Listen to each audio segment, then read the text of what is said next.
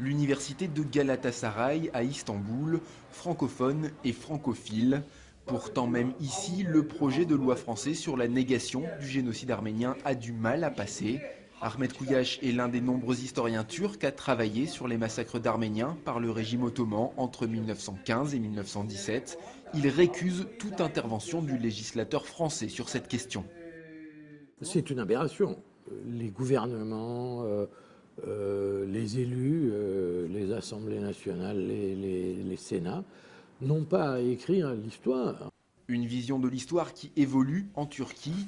La doctrine officielle minimisant ces massacres est remise en cause, notamment par le journaliste Hassan Cemal. En 2008, il marquait les esprits en se recueillant au mausolée du génocide à Erevan, en Arménie. Mais selon lui, la loi française risque de faire le jeu des nationalistes en transformant la question arménienne en affaire de politique étrangère. Cette proposition de loi, c'est un coup porté aux gens qui se battent pour la démocratie et la liberté d'expression ici en Turquie, pour les gens qui se battent sérieusement pour que la Turquie affronte son propre passé. Les rues d'Istanbul, les réactions au projet de loi se partagent entre critiques de la France et contestation du génocide arménien.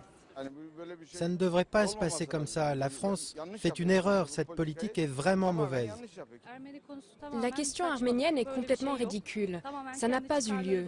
C'est juste de la politique. Les Français font ça pour leur propre intérêt, au nom du soi-disant génocide arménien. Si le texte est voté, ces propos, tenus en France, pourraient entraîner jusqu'à 1 an de prison et 45 000 € d'amende. Évidemment, je répéterai là-bas que ça n'a pas eu lieu, même si je sais que ça peut m'envoyer en prison. Lors de la reconnaissance du génocide arménien par le Parlement français en 2001, puis à l'occasion d'un projet de loi similaire en 2006, le ton était déjà monté entre les deux pays. Cette fois-ci, en plus des menaces de représailles économiques, l'ambassadeur de Turquie en France a d'ores et déjà annoncé qu'il rentrerait en Turquie si la loi était votée.